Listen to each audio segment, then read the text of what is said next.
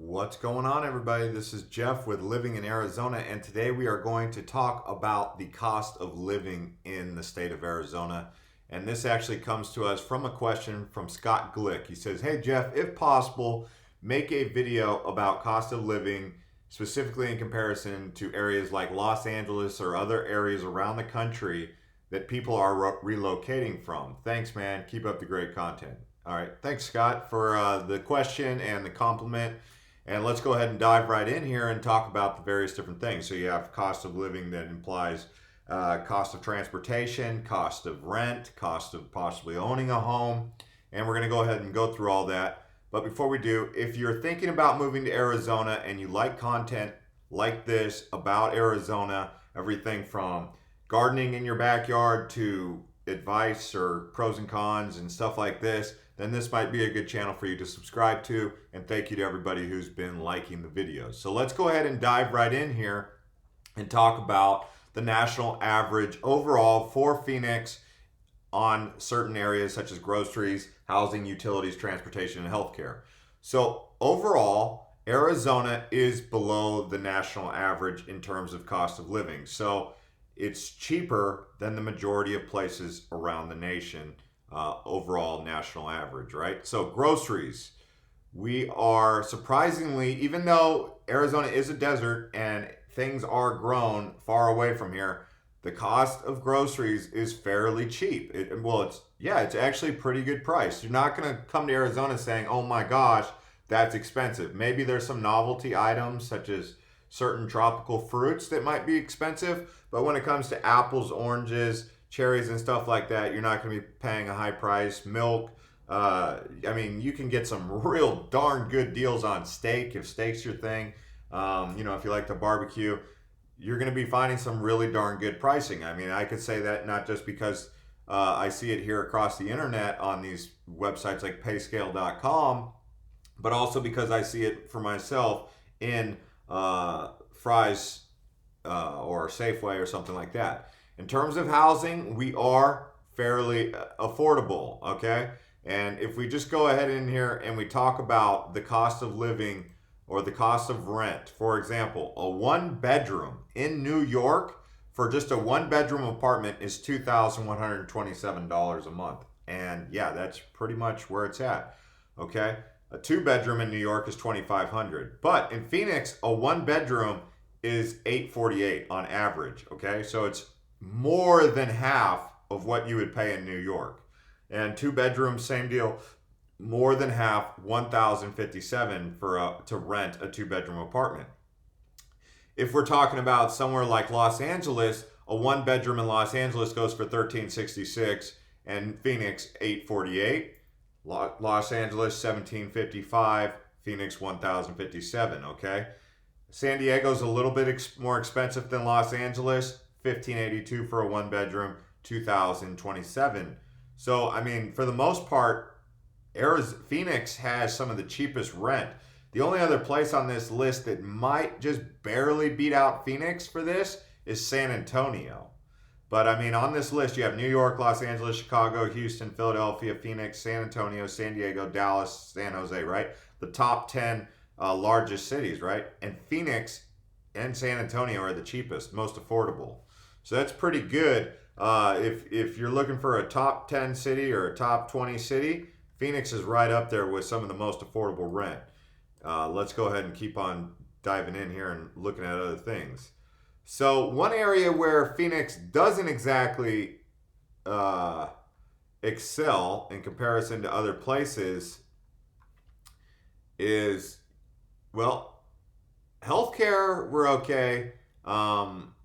We're quite affordable for transportation. I don't know where they're getting that number, because the thing, I would say transportation can be a bit deceiving, because the thing about Phoenix is it's so spread out. You might live in a place like Gilbert and work in Peoria, which means that you're going to be driving on freeways a lot, going 20 miles each way, right? But it's on a freeway, so it might only take 25 minutes. But that price in gas can add up.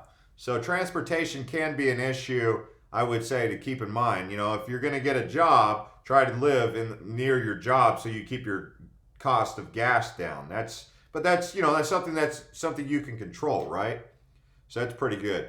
But as far as like overall utilities, the only utility in Arizona that you've kind of got to keep an eye on, well, the two that you've kind of got to keep an eye on that can get a little bit pricey compared to other places, um, electric, and in particular in the summertime, because it does get 105 degrees in June, 110 degrees in July. You're going to want to turn on your air conditioner if you're home, and if you're running that round the clock, you might end up looking at a $300 power bill, depending on how energy efficient your home is. And if your home's running on a smart home, you can set up your thermostat to function that way, and that can possibly save you some money. I actually moved into a brand new home, and it comes with a lot of the smart home utilities, which I'm actually looking to go into a business about smart home, becoming a smart home advisor, because there's so many features that smart homes have, whether it be your drip system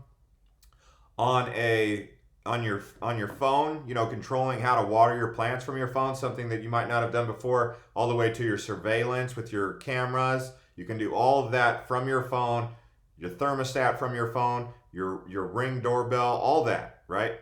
But that can add some additional costs too, because each one of those platforms that you set up that's a smart home could have an eventual additional cost, right, for a utility, because these are additional utilities, right?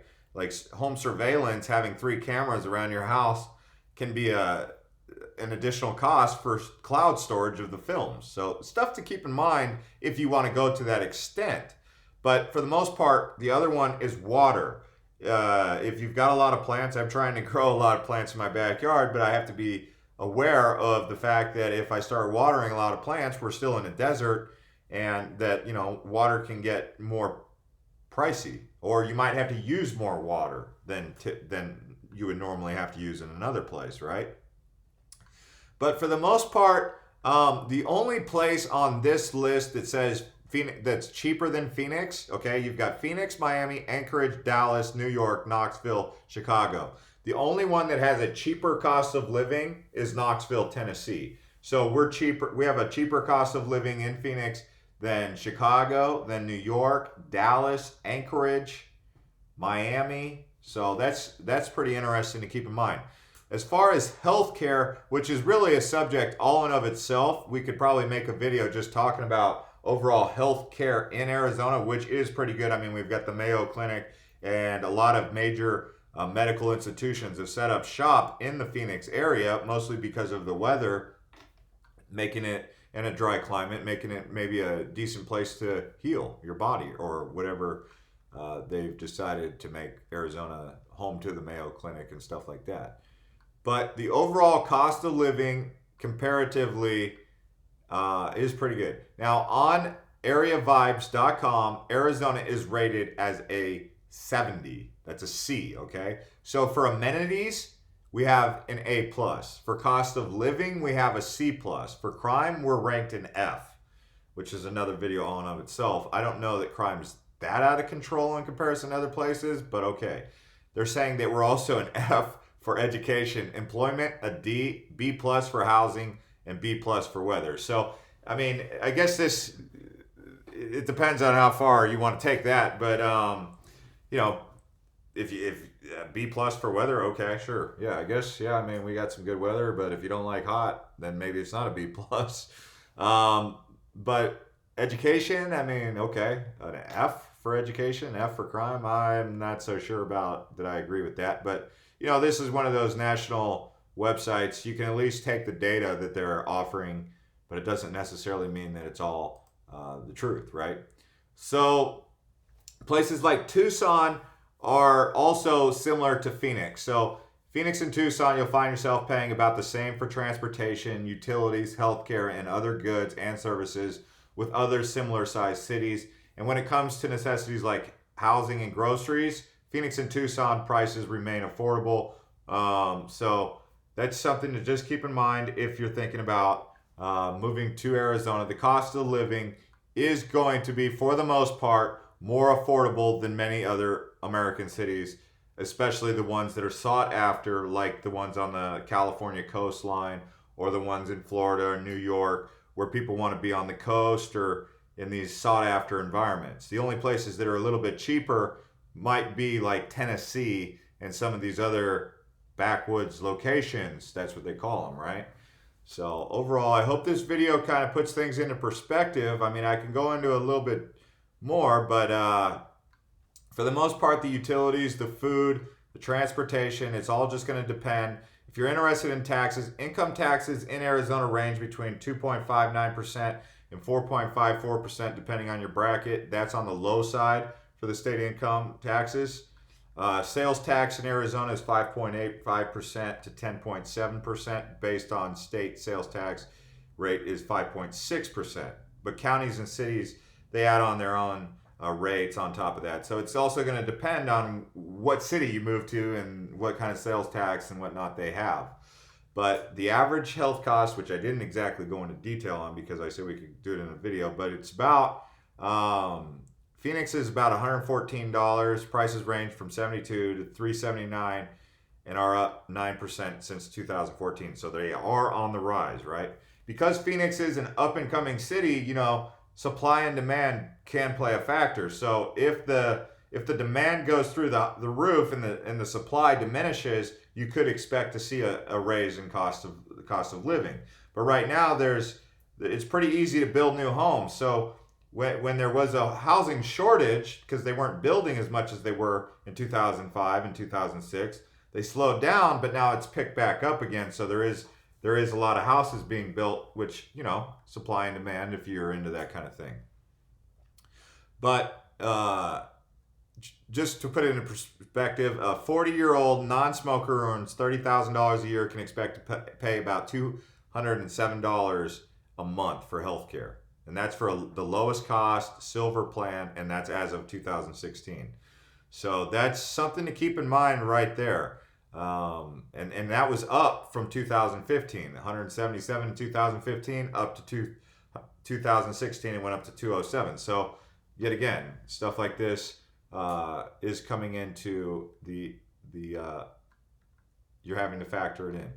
So anyways, guys, thank you to everyone who's been commenting, liking the video. Thank you to Scott Glick for the question. I've got some other questions that I'm looking at, and some of them are a little bit easier to make a video on because I have the insight and the details, and some I have to research a little bit more in depth. So we'll see you guys next time.